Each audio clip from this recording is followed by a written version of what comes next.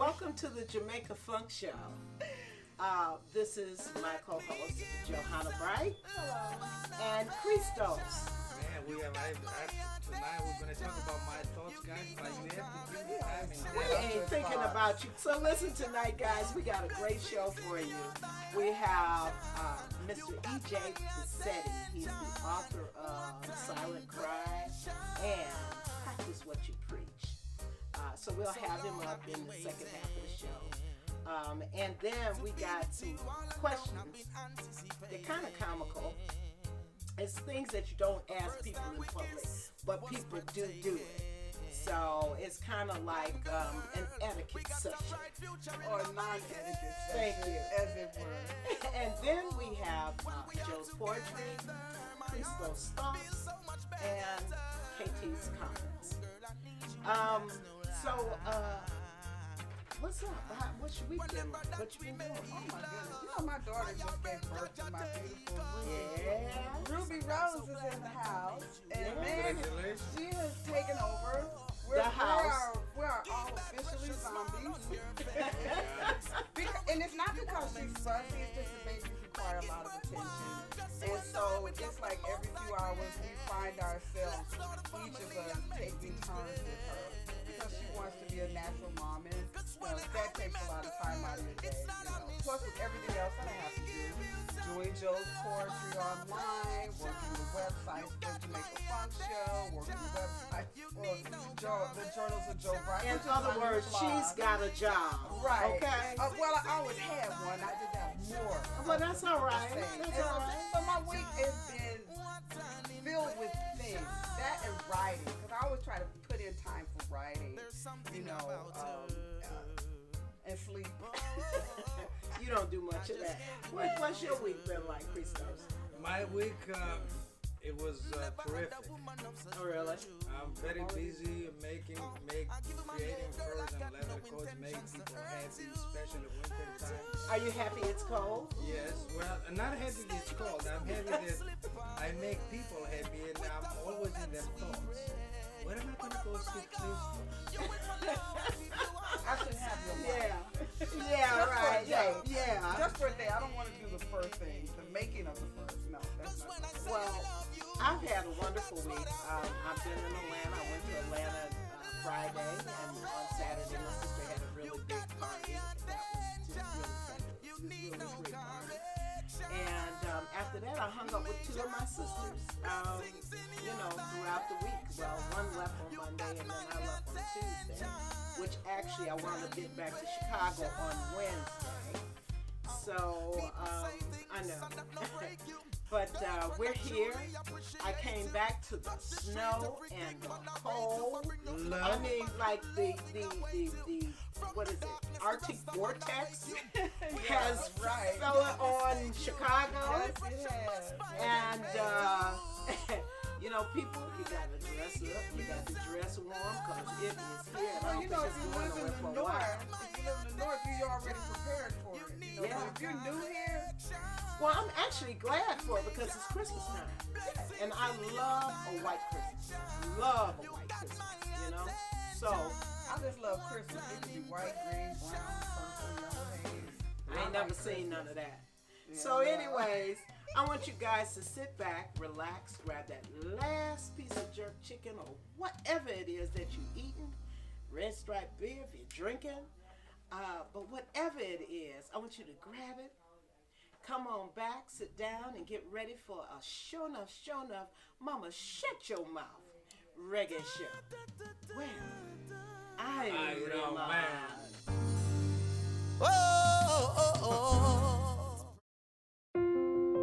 I love taking care of my mom. It wasn't easy at first. She learned how to better communicate her needs. And you learned how to not ignore yours. I discovered how to make healthier meals. And I discovered how much I enjoyed them. Becoming a caregiver is a learning experience for everyone. Find articles, tips, and tools from experts and others who have been in your place. The Caregiving Resource Center at aarp.org/caregiving. So we're back, and today we have the honor of having a fabulous motivational speaker and author of 2 books. One is Silent Cry, and the other one is Practice What You Preach. Without any further ado, here is Mr. E.J. Bassette. Hey. Thank you for having me. Yeah. Thank you for joining us. Yes. So where should we start?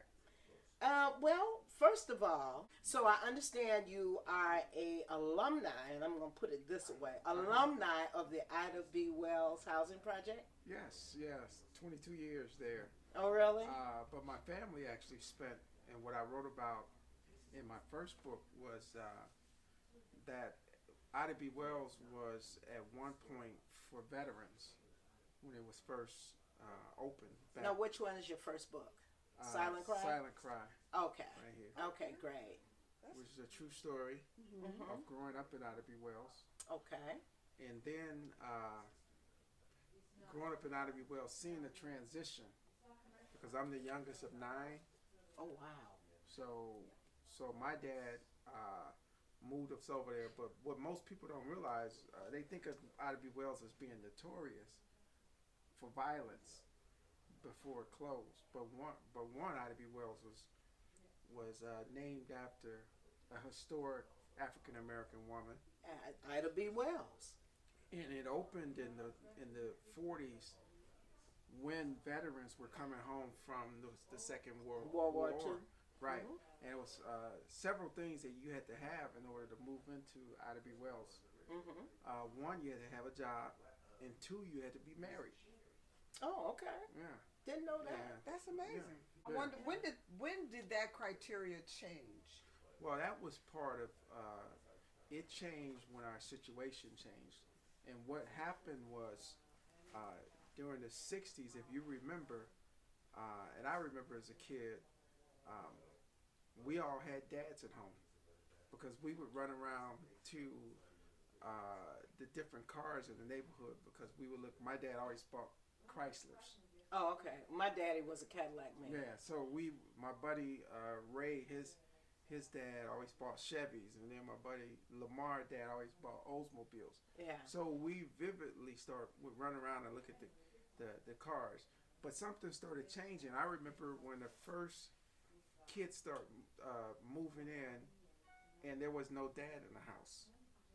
Yeah. And what was happening at that point, that was that first transition when we look back at history, when it was an advantage not to have a man in the house because a woman would get more money or more money for her Well, checks. she could actually be on welfare. Because Exactly. welfare had a stipulation where you could not have a man living in your house and Right. receive a check. Exactly. Right. And so it that was. So it something wasn't. that changed over time. Right. And so. Yeah. So Yeah. it wasn't. It wasn't where she got more money. She was Right. able to get money. Right. Right. But if you look back at history, that had a significant part to do with our community declining. Yes. as Yes, we- it did. When we look back at it now. Yeah. But as kids, what I wrote about was about, it's an autobiography, but it's about 2 friends in that time period. And my best friend and I had dreams just like any other kids growing up and wanting to do something with your life. So my best friend's name is Ray.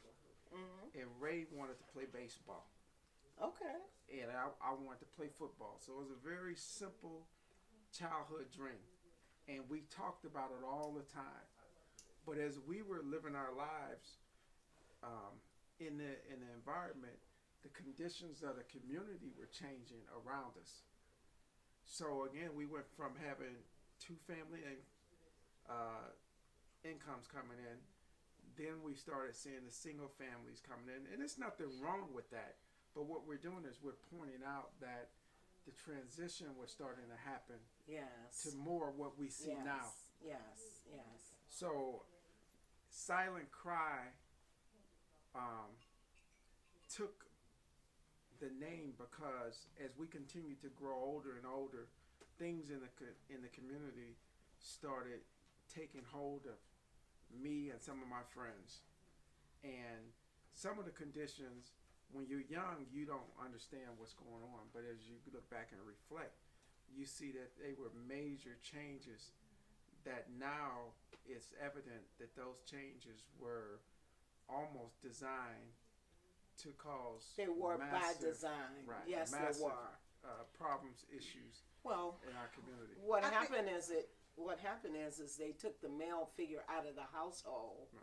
so there was no representation for the young men growing up in the household, and then you had the influx of single mothers Right, raising families, exactly. and it kind of caused a shift Mhm. in the dichotomy of the male. Exactly. So, and welfare was designed to do that. It was Right. designed to break up families. Right. Yeah.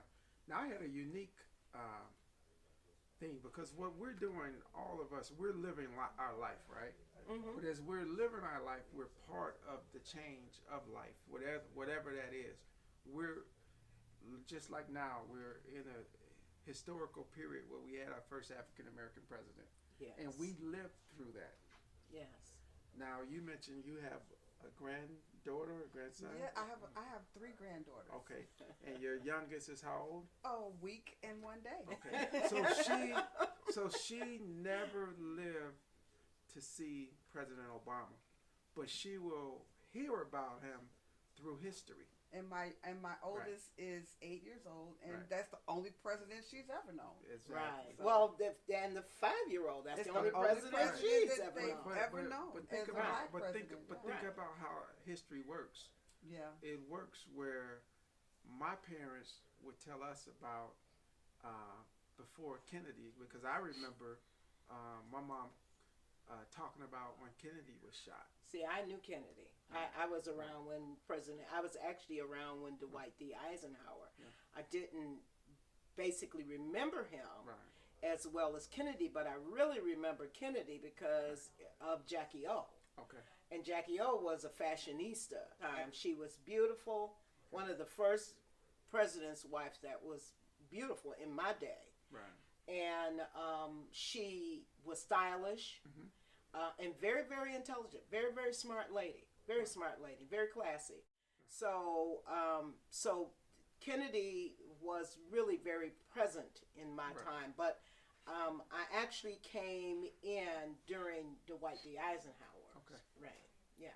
So what we're talking about here is not just the dichotomy of how it changed the male and the female roles in the households, especially of minorities, black Right. people. Yes. The reality of it is, even though the scope of the family changed back then, Right. the numbers were different. There were not as many black people on welfare at the Right. time as people would like to assume. There were more white people on welfare at the time, and the numbers rose and rose and rose. But back to your book, let's talk more about why you wrote the book, and Okay. just give us a couple of your favorite stories out of it. Okay. I wrote the book because by the time we entered college, we were best friends again from 5 years old, me and my best friend Ray. And our dreams was to make it.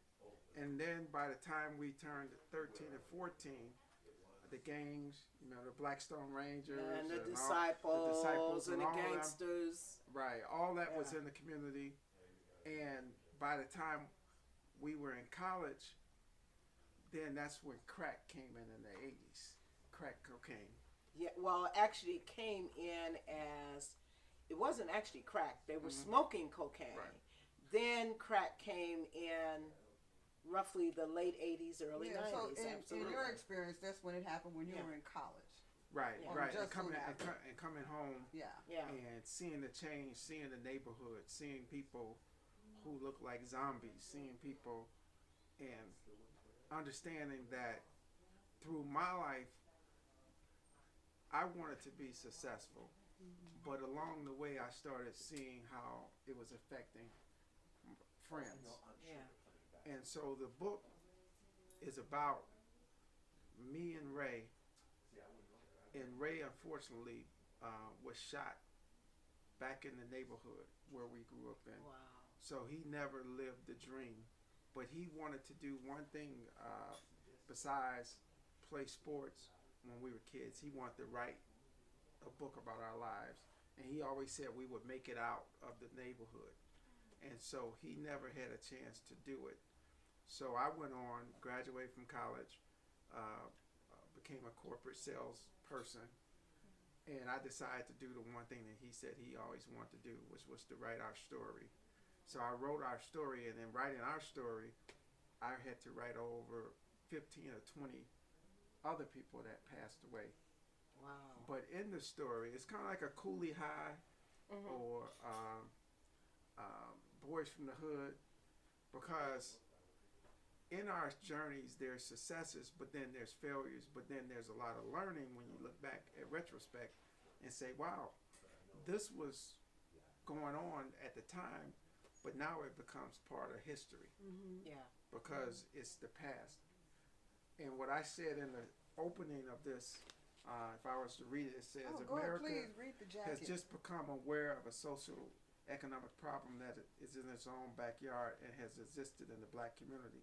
The cry in the community is to save our youth, get murders off the street, and to stop the killing, but it has fallen on deaf ears. There's a silent cry that no longer can be ignored. And so what I was saying back in the 90s was that if we don't stop it, it's not going to just stay in those quote unquote ghetto areas. It's going to go to the suburbs. It's going to go to other communities. It's already begun, because And now you have the epidemic Right. of the white youth doing, actually you find them doing more drugs than you have in the Right. black community now. One of the things that I did not point out, and that is you played football in college. Right, So you did live the dream. right. I was an athlete. Yeah. Went to Lindblom High School, which at the time Okay. was one of the top South high schools side. on the south side. And I had a chance to, and I've been married 31 years now. Congratulations. To I- Donna. To Donna. Bassette, And who is also an author. she's an author. We have 3 children. One is a nurse, registered nurse. One is an engineer, my son. And one is a fashion design major who was designing her own clothes now. Oh, wow. Wonderful. You know, I think it's a I know, beautiful I thing know. about that is that you come from Ida B. Wells. Right. In an era of a mother and father, a black family in the same household, who you obviously had a strong father Right. and a strong mother, and they made sure that when you set your goals, you reached your goals, and that encouraged you to want to become that much better. Exactly. And that is an era that's gone by in our social living today, black, white, across the board. You know, kids, no matter how you raise them, Right. they still go off and do completely and absolutely opposite of what you raised them to become. And it's a that's different fine. dichotomy Right, nowadays, that's because the way fine. people raise their children are Right. totally different from back in the day. But that's fine. But yours is still an era gone by, and so now today we go to this day and we go, oh, if we could just go back and do that again. Yeah. Right. Yeah. And that's what I tried to write in the back of the book of The Silent Cry, The Key to Stopping the Violence. I actually put keys that people can do in order to help. And part of it says, be familiar with your history, your culture, and make sure you are not just example for yourself, but example to others. Yes. If you want violence to stop, you have to sacrifice things, not just for yourself, but in your community. Do things at church, in your workplace. Share time, energy, and resources. Number 3, you must admit that where the root cause of any problem is, and if you're part of the problem, try to be part of a solution. Whether it's your marriage, whether it's your home, whether it's your community. How many of the keys have you written into the back of the book? How many of them It's are 10. there? It's 10 keys in here, and this book. I always say that this book, Silent Cry, that's the story. That's our story of how you made it out. If you want to know how African American young man could make it through times today, this is a blueprint. Then practice what you preach, Yes. is the 10 principles for taking responsibility And for your that's own your second success. book. Right, Okay. which is key. If you can elaborate just a little bit on that book. Okay. Practice what you preach. Again, it's 10 principles for taking responsibility for your own success. What it gives you is a history or a reference point to take your life and say, where do I need to do better at? You can write in this book. You can put it, quote. You can put notes in it, and you can stop and say, okay, what are my goals? What are my dreams? What are my ambitions? And anybody and everybody is trying to get to another level. Regardless of who you are, we all are aspiring to be better next year than we are this year. So this gives them or you a blueprint on how to put that together. Well, and also one of the words that I see that stand out for me on this book is responsibility. Right. And taking responsibility for your own success. Because a lot of people don't really get that you got to put in order to get out. You can't make a pot of beans if you don't put no beans in that pot. You got to put some beans in there. Right. You know, and some water and whatever else, but you still got to put those beans in there, because if you just put water, you got boiled water. Now you say you can take notes in this book, and I noticed that you had the same thing in the back of this book. There is a spot for you to take notes, and oftentimes people say, I don't remember what page that was on or whatever. So you can buy his books from where? Give us your information. You can go to our website. You can Google 3B Inc. The number 3, the letter B is like Bob, inc.com, 3binc.com. Okay. Sounds good. And you're also on Amazon.com. Right. Go to Amazon. And we put in Practice What You Preach or Silent Cry by E.J. Bassette. E.J. Bassette. EJ, thank you so much for being here today and telling us about your book and just telling us about your story. We so appreciate it, because today there's so much violence going on that it's a breath of fresh air to see someone who could have been caught up in it, but managed to avoid it. Right. So we really appreciate you being here. Thank you so much. I got 3 more books coming. Okay. I'll play on this book. My wife just wrote her first book and coming out with her second book. And we're going to have your wife and your daughter Yes. on the show An also. entrepreneurial family. Yes. Well, yes. you know, we always need some more information about entrepreneurs and their success. Absolutely. And their success. Well, thank you so much Thank for joining you. us on the Yes. show. And thank you. Thank you. Well, guys, we'll be back in a minute. Well, I remind.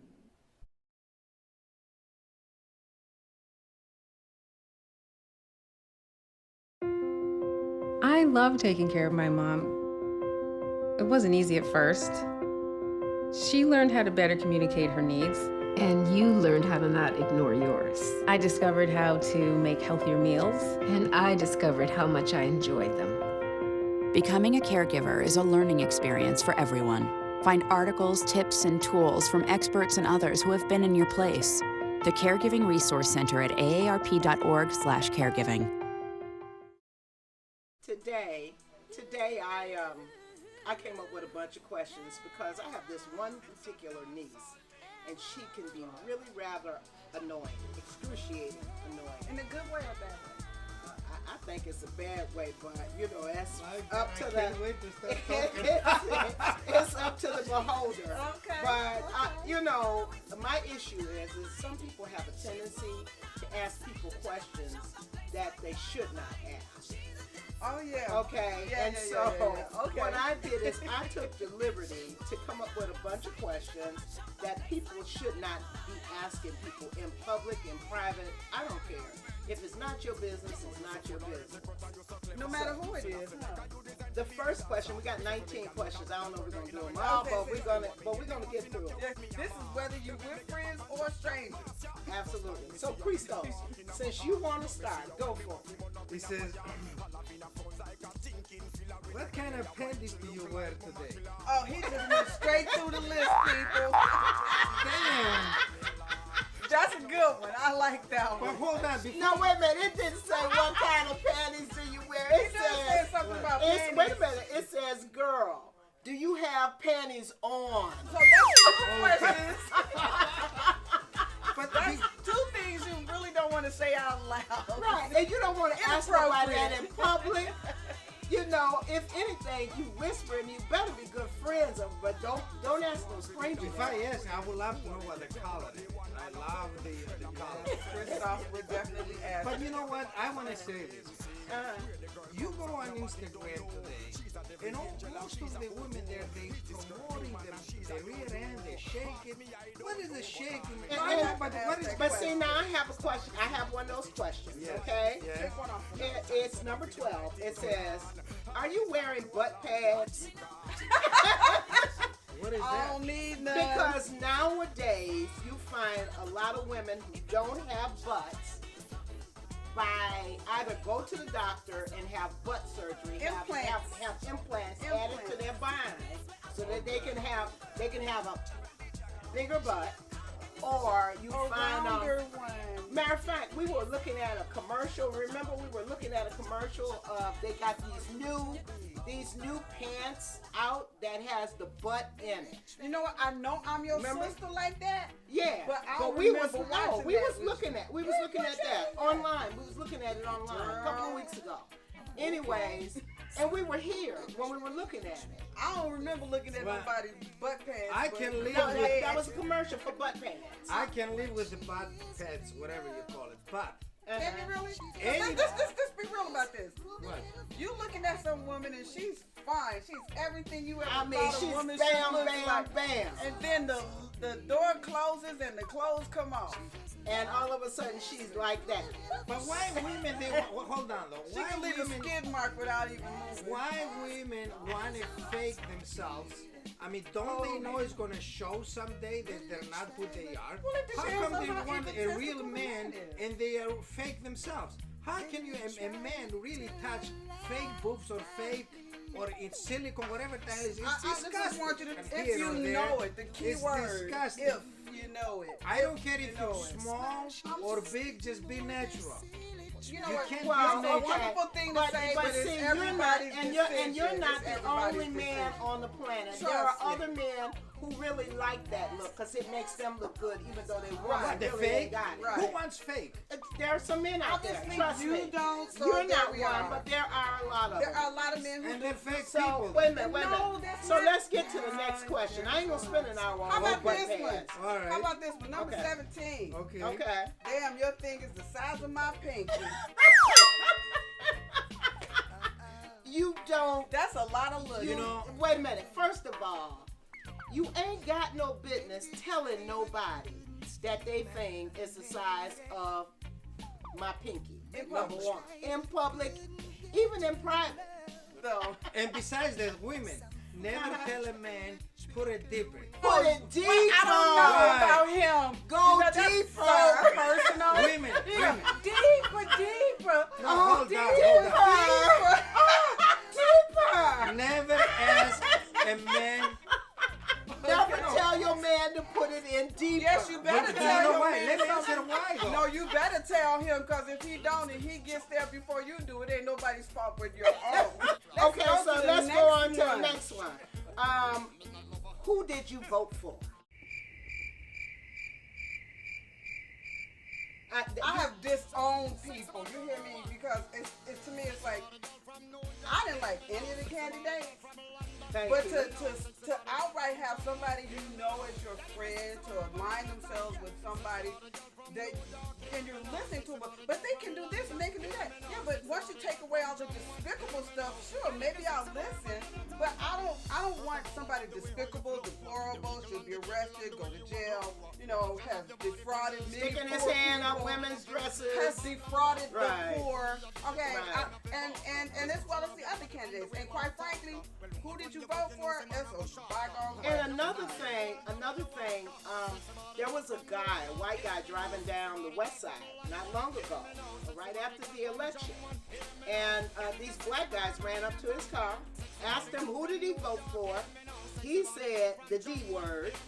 They pulled him out of the car, beat the holy bejesus out of them. They even got it on video. Yeah, it's on Facebook. Beat the holy bejesus of him, and the man managed to get away from him, get in his car, and take off. So I'm gonna tell you, especially in this election, you want to really, really, really think twice before you say who you voted for or ask somebody who did they vote for. Okay, that's a good one. You know what? I think number 13 is good. Okay, what's number 13? Is that a wig or a weave? I don't think any woman wants anybody to ask her that. Right. Because the fact is, if I put some money on my head, I don't care if it's a wig, a wig, It's a hat, mine. a cat, a fox. Thank you. It's on my head. Thank you. It's mine. And it's just embarrassing, you know, because it's just like asking some woman, is she fat or is she pregnant? That's so embarrassing. Yeah. Well, hold on. Are you asking now that a woman to woman questions Anybody. or man to woman? Well, men wear weaves too. I want you to know, men wear weaves and they wear wigs, which are called toupees. So even asking a man that question to me is highly inappropriate because it's none of your business what a person is wearing. If they paid for it, you didn't put no money in the can, hey, so be it. Number 7, how much money do you make? For me? Exactly. Ain't your name Christos? Yeah. Well, the thing is, Depends who is asking. man, It was very great question. Thank you for the question. Continue with the second one. and that's why you don't ask it in public. Oh, here's another. Okay. Who made the potato salad? You know, That that's could be a black good one or a thing. bad one. That's a black That's thing. a good though. one or a bad one. Because, Right. you know, black people won't eat just everybody's potato salad. Thank you. That's Why not is gonna that? happen. Because Well, you ain't all black. everybody's potato salad don't Because taste some good. people make potato salad with mayonnaise and that's it. And you don't Right. taste nothing but But potatoes and mayonnaise. And actually, potatoes and grease. 'Cause Ooh. the mayonnaise Ooh. just tastes grease. And I have tasted some god awful potato salad in my Yes. life. But I have Yes. to admit, KT, you make some damn good potato salad. Well, thank you. Okay, so now the last one. Okay. Okay. Are you still living with your mama? A lot of folks are still living with their mama, but Well, in this day and age, well, now back when Barack Obama first took office, that was really understandable because a lot of folks was losing their homes and their jobs and everything else. we're talking about the people that was living with their mama before Barack Yeah, and before 07. right. And And they was cool 2000. with it, you know. And they down in the basement getting it with you and their mama upstairs. You know what I can't stand? People who live with their mama and can afford to live by themselves. They make Yeah. enough money to take care of mama, right? And buy a car and go vacationing Yeah. and can do whatever they want and they still live with their mama and behave like a child. I don't like that. And I think when you're a certain age, if mama ain't sick and you're living with her because she needs the support, I think you need to be on your own. Yes. Because mama really want to be, especially men living with mama. Because men tend to want to be mama's husband if daddy ain't around. Well, and I think And that's mama part ain't of up the for male. that. That's just part of the male makeup. We understand, but mama ain't trying to hear that. Well, I wouldn't say trying Because to if be mama's husband, still but getting men- it and she still got boyfriends, we don't need our sons coming in Oh, critiquing no, our What do relationship. you mean Wait. boyfriends? If Right my- away right, she's right. divorced? Exactly. She If could you be. living at home with your mama and she got it like that and you got it like that, y'all just need to work out a system. And if she don't mind, You you need still to stay living out of there. her business and she Who stay said out of anybody yours. was in anybody's business? Well, sons tend to get in that. I got I a don't son. know about that. My children got a don't want to son. know nothing Okay. about what I'm doing. It's like, Well, you got a mama, husband. you got to take a shower. Oh, that's enough information for me. They don't want to know. And I'm good with that. So- You mean single guys living with their mom? Yes, that's what we're That's talking not about. cool for you either. You don't Are want we to go home and live agreeing with on mama? something? No. You sure? No, I gotta no. Hush on the Unless crowd. and not in the same. You can live in the same building, but not in the same house. I mean, Oh my How- God. how old are you? Everybody on Facebook hit a like. This is the first time in any show we've had all three of us agree on the same thing. no way. Yes, wait. Write it down, baby. So listen, guys. It's been great. We'll come back next week. We'll have some more questions next week. On this subject. Yeah, on this subject. I think But we should be we're getting ready To take a break, Chris. to take a break. And then when we come back, we're going to do Joe's poetry, excerpts from my resume, and Christo's thoughts and KT's comments. When? Iron Man.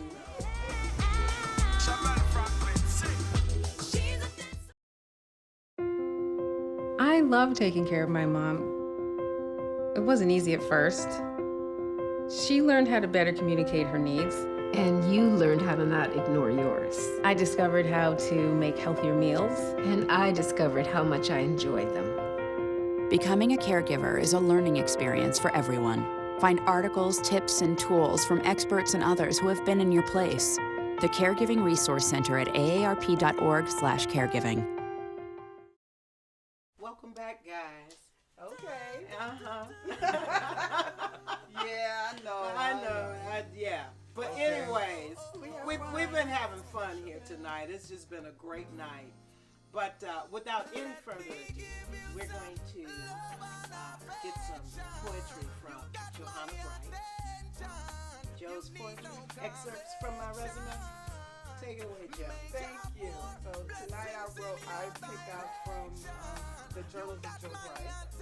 It's called Addiction. As I go through my everyday life doing things as always, I find that there are just some things I just can't do without. And it's no one's fault but my own. I have found I have grown an addiction that I just can't seem to help. And I don't know if it's bothering anyone but me. It bothers me that I let it get so out of control. It was just a one-time thing. I said, I just tried this one time, no more. We laughed so hard. The music was so good. It brought back memories of better times.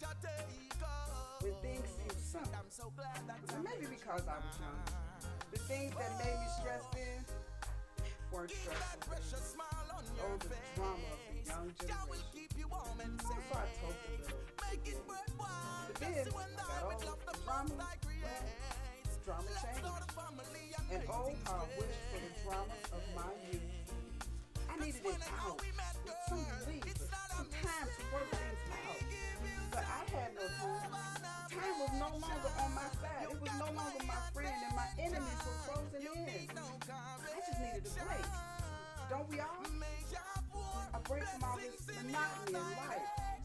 That's what it seemed like to me. Just that one time. But that's all it took. One lapse of judgment. And now it's all I want. I don't want a break or vacation. I don't want a nap, new clothes, or shoes. I could care less about my family, friends, or my enemies. And my mind thinks of money only because I need it for later. It drives me through the day and night. It wakes me up in the morning. It's my afternoon snack and my midnight craving. I always make sure it's there for me when I come home. I mean, it has no feelings, so it can't hurt me emotionally or physically or psychologically. It doesn't care if I bathe or eat or sleep, drink water, call, work, love my husband, or take care of my kids.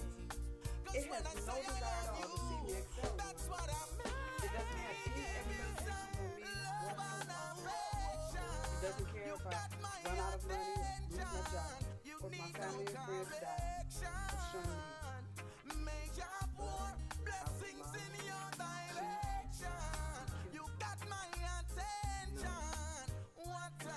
Well, so you can read that and much more at mamayaya.wixsite.com, and that is my new blog site and my website. Or you can just go to Joe's Poetry, excerpts from my resume on Facebook, and check us out there. I'm also on JamaicaFunkShow.com. yes, she is. So, next, we got Christos, and he's been itching. He's been itching to have us interact with him, so it's going to be interactive today.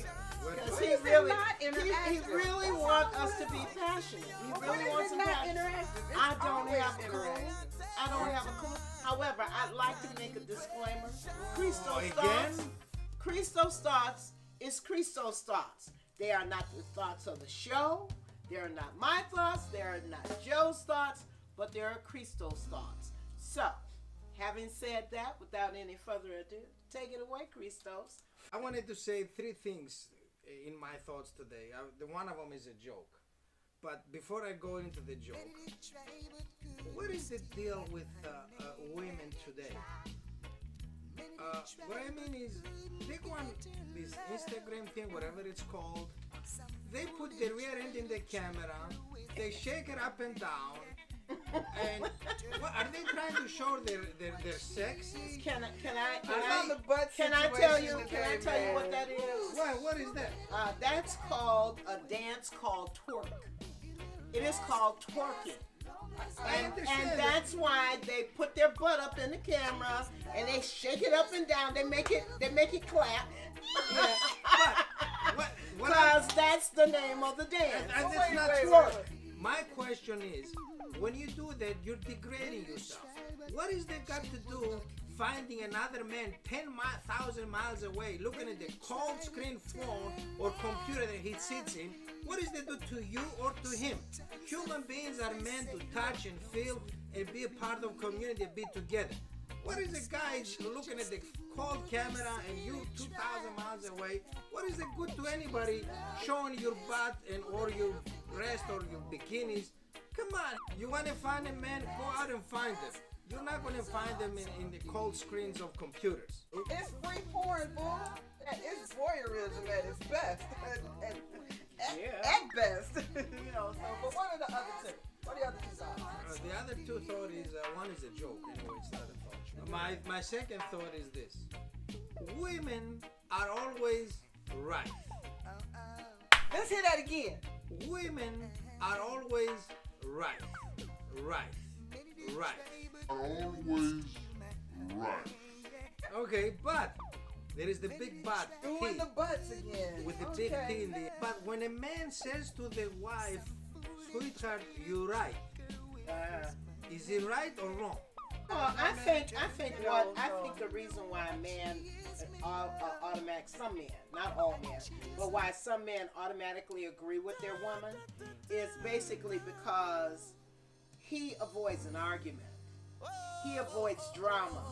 If he just say, "Oh baby, yeah, you're right," then there's nothing she can come back with that could be distractive or disruptive. So it's wise. No, it's not that wise. It is very wise when a man. It is very wise when a man says. Let me give you a big timeout on this one. No, hold on. No, I have the answer for this guy. I think it's wise when a man says, "Honey, you're right." You're completely wrong. I think that it's unwise to give in simply because you don't want to argue. I think that if you have an opinion and you have something to say, and then I raised my children so you have something to say, you should just say it. You don't have to be disrespectful. You don't have to be ugly about it, and you should stand your ground. No man should just say, "Honey, you're right," because that's how men get that quote unquote phrase, he's henpecked. And she thinks that she's right when she's obviously wrong. And that leads the relationship down a garden path that's going to lead to nothing but hellfire. Trust me when I tell you this. I've been married for 26 years. If my husband just ups and says, "Honey, you're right," and I know that he has something to say about it, it just makes the conversation longer. No. Well, Be you married both are 26 wrong. years and then say no. My answer is this. If a man or a woman has to compete that she's right or he's wrong, they shouldn't be together. I say, when you marry to somebody, you lose yourself because you become one. Husband and wife lose themselves to become one. You lose your everything that you mean, you're bad, you're this and that. You become one soul, one body, and you don't compete with your wife or your husband. You're one. Can one compete with itself? I'd like to see Hell them yeah. 4 legs. I'd like to see them 4 legs become 2 legs and 2 feet. That's really dumb. What's that? Please. What you Because just said. what you're When a saying, husband and wife become Girl, one, no, isn't it supposed to be one? No. No. Yeah, What how is you gonna supposed- be one? You're No. 2 people. no. You're supposed to. What's You're love? supposed to align. Love You are is supposed to be aligned as one. Love but is- physically, exactly. there's this. The only way y'all can be one is y'all in the bed having sex. That's how you become one. I'm talking about soul, psychologically. So husband and wife, they don't compete; they become one. But what you fail to understand in What to marriage understand? is it takes 100% on both sides. Can I ask you a Yes. question? Are you married? For the record, I don't want to answer that. Continue with the second question. You get along better when you get it all out on the table. Period. Why You would add you it up people, in the if you're married conversation. to this, to become one soul, one body? But I still don't agree with you because what you're talking about is how am I supposed to be, even if it was just me and Katie. Okay, I have a question for you. Then. No, you haven't let me finish my answer. Okay, go ahead. If I was in a relationship Yes. with somebody for a long period of time, Yes. I came in as me. I am not going to change who I am because that's who they were attracted to. Why should I mold myself into being something else once I get married? Because it's a tender love, baby. Eat that piece of paper. It's time for the joke. You better be funny. The guy gets up in the morning, he sees 3 hairs in his head. No, 3 hairs in his head. He goes in front of the mirror, he combs it left, he combs it right, and he goes to work. 3 hairs? 3 hairs. Okay. Next morning he gets up, he looks in the mirror in the morning, 2 hairs. He gets panicky, he combs it left and right, he covers his head as much as he can, he goes to work. The next morning he gets up, he sees 1 hair. He says, son of, what the hell happened to me last night? He goes to his pillow, he's looking for his hair, he couldn't find it. So he combs his hair this way, then 1 hair, and then he goes to work. The next morning he gets up, no hair at all, not even 1 hair. He looks in the mirror, he goes like it was his hands, he goes and takes his comb, he combs it. He says, that's okay, he says, son of a bitch, I go to work with combless today. Why, you didn't like my joke? To be quite honest, you were kind of hilarious. The way you told it was a lot funnier than the The actual 3 joke. heads, the 3 The heads. left and the right. Right. So my mind is trying to figure out 1 hair, and it's that way. It's like, whoa.